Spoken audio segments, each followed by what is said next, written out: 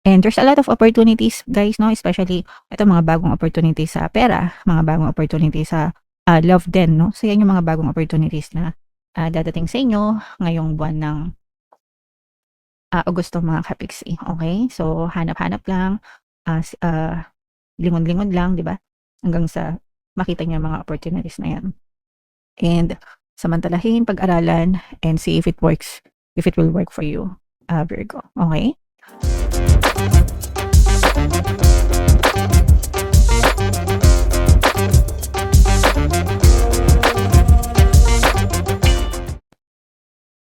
Hello guys, hello Virgo. Welcome back to Pinoy Pixie Tarot. Ang pamagat ng episode natin for tonight is monthly check-in para ngayong August para sa Virgo, Sun, Moon, Rising, Sign, and Venus. If in case hindi kayo nakaresonate dun sa monthly horoscope nyo for August guys, pwede nyong panoorin to. Baka nandito yung video nyo, Virgo. So unahin natin tong deck na to mga kapiksi. Ito yung mga angel messages para sa inyo guys. So, yung first message natin, we have intimacy. Ito yung pagdating sa relationship, mga kapiksi. Ibig sabihin, mas nagiging sweet, mas nagiging malapit kayo sa isa't isa ng partner mo, mas expressive pagdating sa pag-ibig, pagdating sa pagmamahalan, guys. Okay? So, ituloy-tuloy nyo lang yan, guys. Gawin nyo lang consistent para lalong umigting yung inyong pagmamahalan guys sa isa't isa. Alright? Okay, another message. Virgo, ito, reparenting yourself. Ibig sabihin nito guys, hindi pa huli ang lahat para alagaan nyo yung sarili nyo, no? Minsan, yung mga parents natin, nagkakaroon sila ng kakulangan sa pagpo-provide sa atin. Probably because hanggang dun lang talaga yung kaya nilang ibigay kahit na ginagawa naman nila ang lahat para sa inyo, mga kapiksi. Okay? And hindi naman natin sila masisisi, lalo na kung talagang salat din yung parents natin. Pero kung kayo ay adult na and kayo naman yung dumating naman yung time na nagkaroon na kayo, pwede nyo namang alagaan yung sarili nyo, yung mga hindi nabilisan nyo ng parents nyo, yung hindi nagawa sa inyo ng parents nyo nung maliit kayo, gawin nyo para sa sarili nyo, mga kapiksi. Okay? So, alagaan ng sarili, mahalin ng sarili. Guys, no? Huwag nating gawing dahilan yung mga childhood trauma, ganyan-ganyan, mga kapiksi. You can heal on your own, guys. Okay? And ito naman, for some of you, although this will not resonate with all guys, pero for some of you, ibig sabihin nito, nare-realize nyo na yung purpose nyo sa buhay, mga kapiksi. Okay? Or parang nagkakaroon kayo ng, it's either nagkakaroon kayo ng purpose sa buhay or nare-realize nyo kung ano yung mga purpose nyo sa buhay, Virgo. Okay? Alright. So, comment down below if naka-resonate kayo dyan sa mga messages na yan. Ito naman ay sa love, mga kapiksi. Tingnan naman natin yung love message for you, Virgo. Kung ano lang yung maka-resonate sa inyo, guys, take that message. So, yung first message is unrequited love. Ibig sabihin nito, guys, one-sided love, no? So, isa lang yung nagmamahal. Walang reciprocity. Walang binabalik. So, it's either ikaw lang yung nagmamahal sa kanya or siya lang yung nagmamahal sa inyo, mga kapiksi.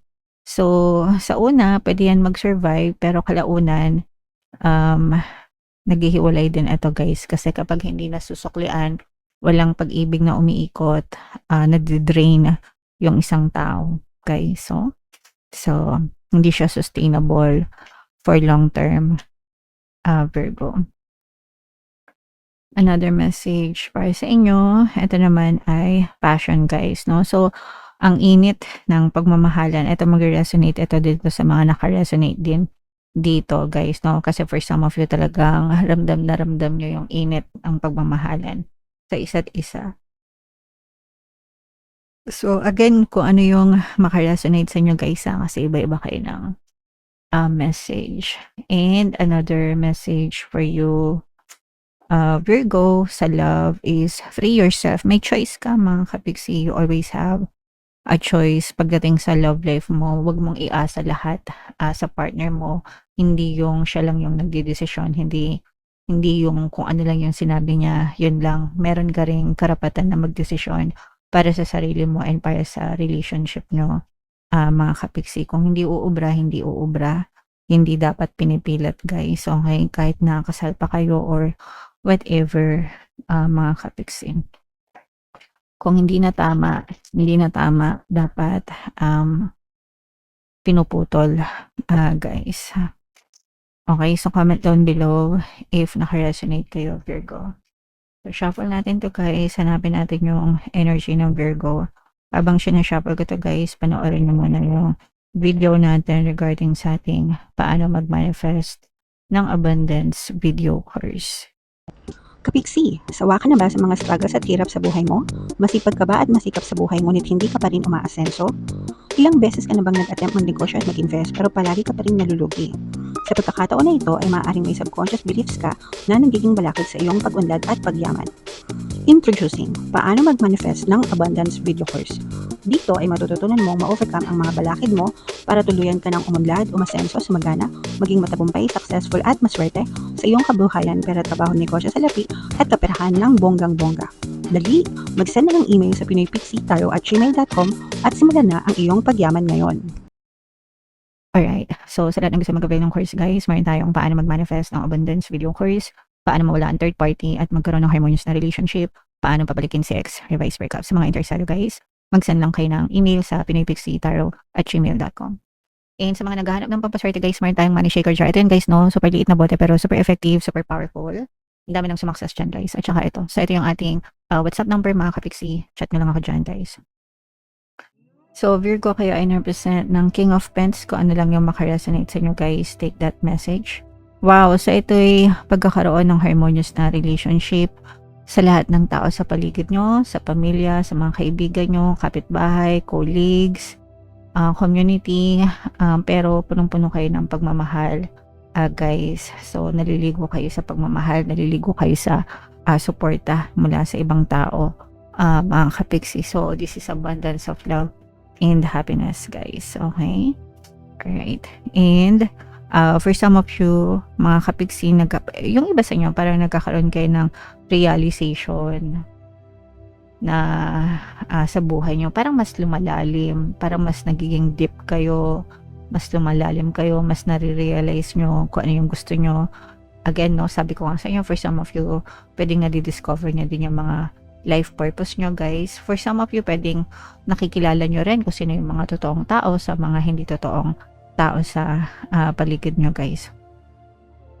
And parang mas nagmamature din kayo right now sa buhay nyo, Virgo. This is a brand new beginning guys pagdating sa kaperahan. So for some of you, pwedeng mayroong bagong trabaho, bagong negosyo, bagong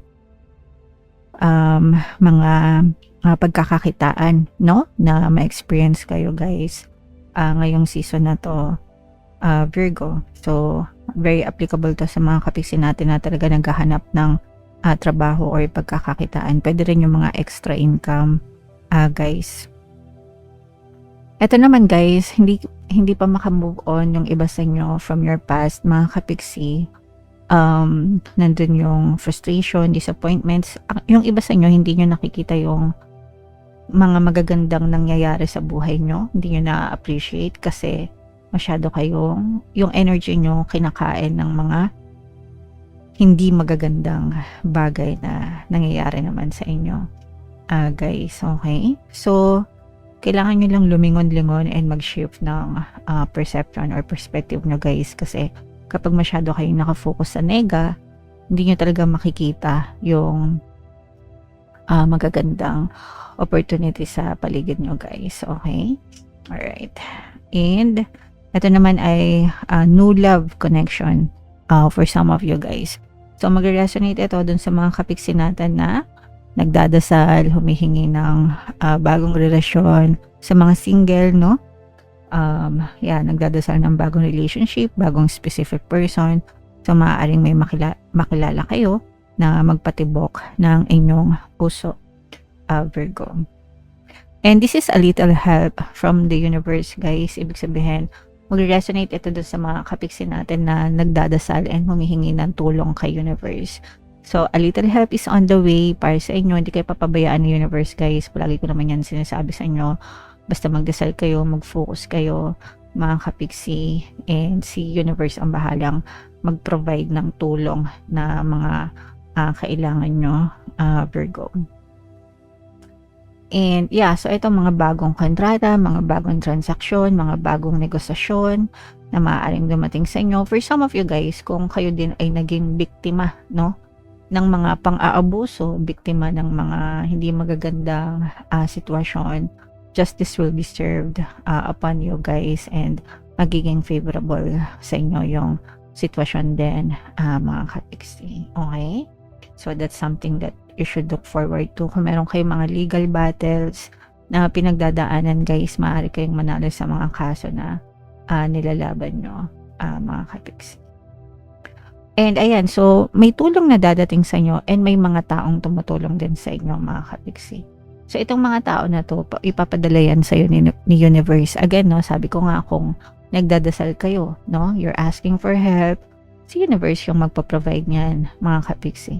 And huwag kayong mahiyang manghingi ng tulong sa mga tao sa paligid nyo hanggang sa makita nyo kung sino yung pinadala sa inyo ng universe. Kasi ang hindi nare-realize ng mga tao na pag humingi sila ng tulong, nahihiya sila kasi baka hindi sila tulungan.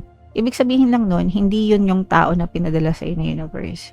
You have to ask and ask and ask until makita mo kung sino yung taong pinadala ng universe sa'yo. Kasi kung nagdadasal kayo for help, let's say for example, you're praying, tulungan niyo po ako, ganyan-ganyan, di ba? Si universe, imumove niyan yung mga tao sa paligid mo na makakatulong sa'yo. So, kung kunwari, nanghingi ka ng tulong sa kapitbahay mo, hindi ka niya tinulungan, ibig sabihin, hindi siya yung pinadala ng universe sa'yo. So, you have to look elsewhere, di ba? Hanggang sa makita mo na, itong tao na to, siya yung nagbigay ng tulong sa akin, ibig sabihin siya yung minove na universe for me. Okay? So, ganun yan, guys. And eventually, guys, makikita nyo rin yung mga tao na tumutulong sa inyo or tutulong sa inyo na bigay ng universe. So, magre-resonate ito dun sa mga tao na nangangailangan ng tulong, Virgo. Okay? And there's a lot of opportunities, guys, no? Especially, ito mga bagong opportunities sa pera, mga bagong opportunities sa love din, no? So, yan yung mga bagong opportunities na dadating sa inyo ngayong buwan ng Agosto, mga kapiksi. Okay? So, hanap-hanap lang, lingon-lingon lang, di ba? Hanggang sa makita niyo yung mga opportunities na yan. And samantalahin, pag-aralan, and see if it works, if it will work for you, Virgo. Okay? Alright. So, comment down below, Virgo, if feeling nyo nakaresonate kayo dyan, guys. Lahat ng mga magaganda, i-main nyo na sa comment section, mga kapiksi. For more tarot readings, guys, ito yung playlist nyo. Ito naman yung ating success stories ng paano mag-manifest ng abundance video course. Panoorin nyo itong video natin, guys, about money shaker jars. Thank you for liking, sharing, and subscribing. See you next time, guys. I love you all. Have a nice day. Bye-bye.